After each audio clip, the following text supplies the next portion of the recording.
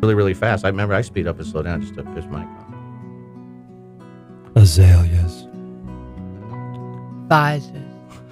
Springtime at Augusta. How about a sandwich? $2 beer. Security guards running and falling down a hill. In front of Tiger. Ankle tape.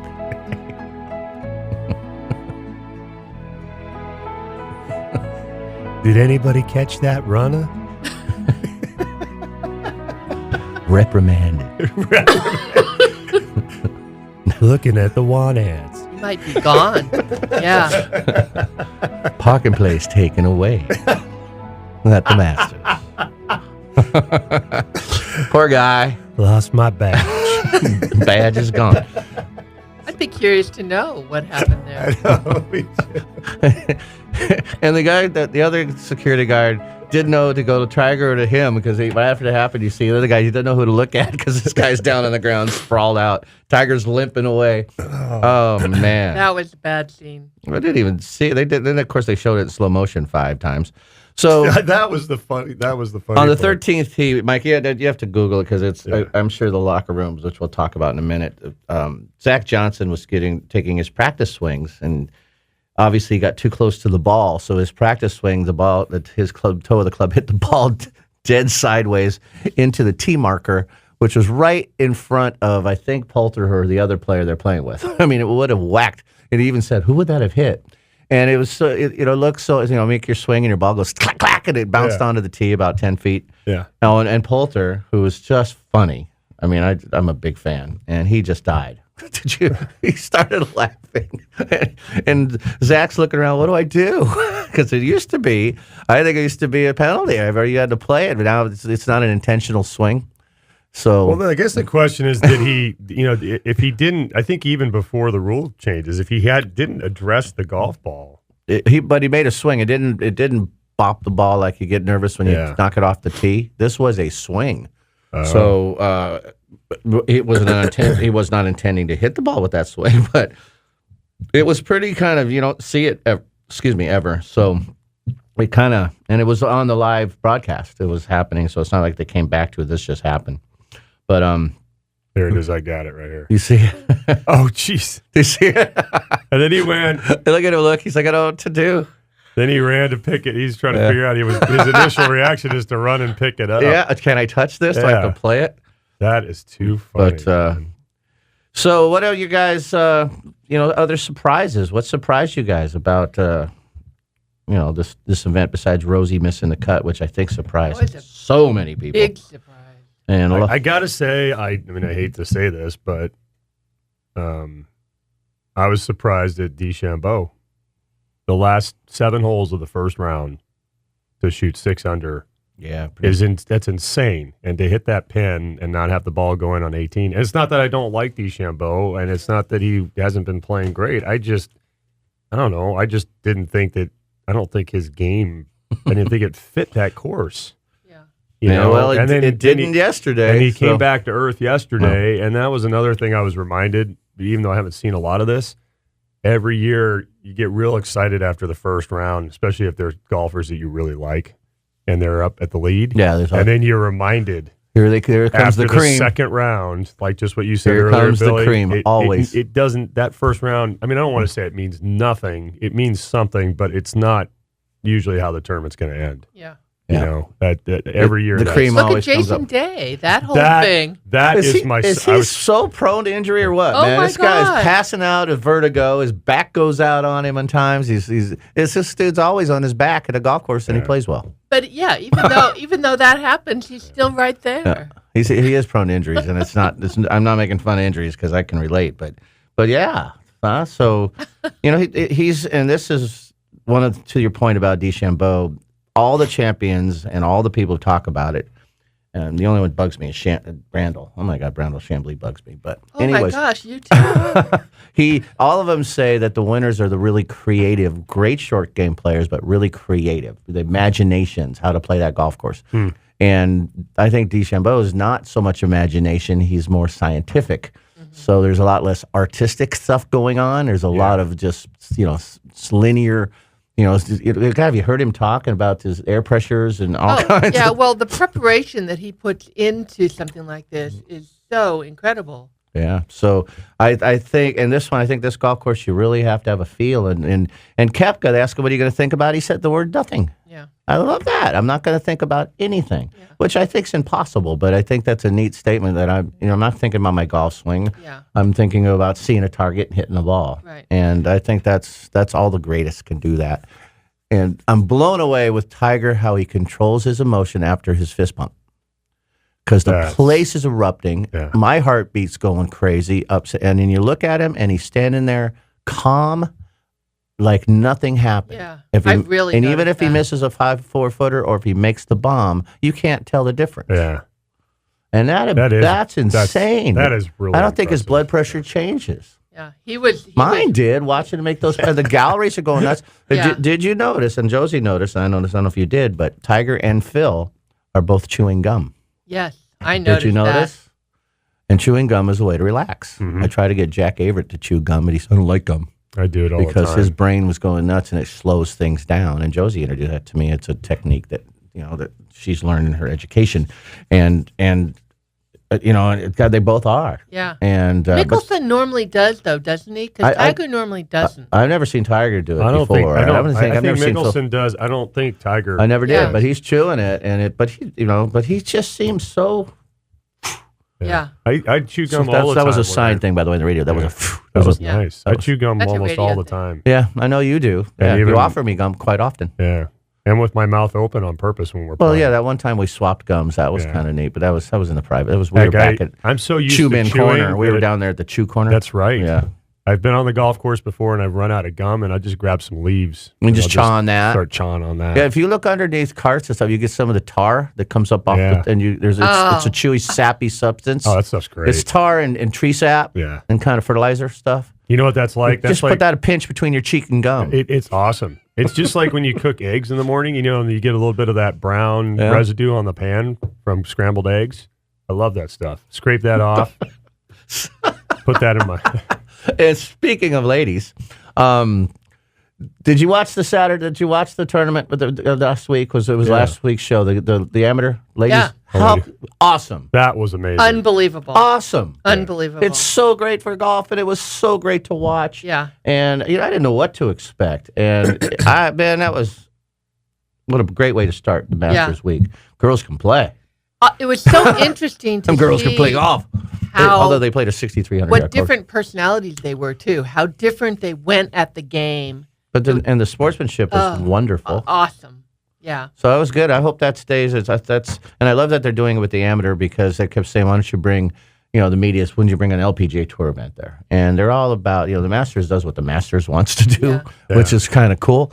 But they've always been about amateur golf, except for this one event. And even all the money raised from this one event usually goes back out to amateur golf. They were a First Tee founder. They were the drive, chip, and putt thing, which is huge for junior golf, all amateur. They let the amateurs come in and play. All the amateur champions are playing. So it's nice that they're doing it for the ladies, because these are kids we would never see, or college kids. It's nice to see them. And get to see what's coming up. Right. And that's going to bring highlight. The girl from Mexico, she's going to be I can't remember her name, which is kind of sad because I couldn't forget it the other day. But she's going to already people are going to know who she is. She's turning pro. Yeah. And she'll have a huge gallery just from that event. Millions of people got to see her. Right. And the girl that shot 6 under in the back 9 or whatever. Oh, that was incredible. Oh my God. It's hard to say. Yeah. Yeah. And so anyways, I thought it was impressive. It was great. I loved it. And I thought you might like it. You're an amateur woman. You play in I loved events watching it. In fact, I taped the whole thing, and I haven't seen everything, but I'm going to go back and watch it. So do you have DraftKings standings? I do. Was Hop involved now he was gone? Yes. So Bakersfield, we're glad to be back. Well, we know there was the Final Four and the whole March Madness kind of preempted us or something. Right. But it sure is glad to be back now there, Bakersfield. Hope everything's cool with you guys. And Hop, are you doing good? I am just groovy and fine. All right. You've been traveling around a little bit, huh? Yeah, I went to Vegas for about 5 days. It was for the first weekend of March Madness. So cool. Oh, wow. I like when you post. It looks like you're having a blast, dude. Oh, it was amazing. I've never seen Vegas so packed before. And talking to all the dealers and bartenders and cab drivers, they said it rivals New Year's Eve now. Wow. That event, and it goes on for like 4 days. So it was just packed, and people were screaming and drunk, and it was unhinged. And Vegas has changed and continues to change so much. It was a grand time. So this was during just the Final Four? Is that the days you're talking about? Or is this like... Yeah, it was the opening weekend. So we were there for... we actually got in there that Wednesday night, and we were there Wednesday night through Sunday night, came home Monday. But, yeah, we were there for the first round and the second round of the tournament. And it rivals And it took, New Year's Eve. So the streets are packed. And placing a bet, I had to stand in line. This was one of the lesser times. I had to stand in line 45 minutes to place a bet on basketball. Wow. And It was sports bets? Oh, yeah. The Wow. sports books were packed. And you couldn't sit in a sports book for anything less. The least amount I saw that a seat was going for was $250 to sit there for a day in a sports No book. kid. They were charging people to sit in the sports book. Yes, absolutely. That's Mike and I hang out, man. We go to the sports book. Wow, that's amazing. Would you do that? No. If there was an event where you could sit there in a sports Well, book? I might if I was Hop's age. And you guys are you're funny there, you. But I'm in you all that walrus stuff looking. now.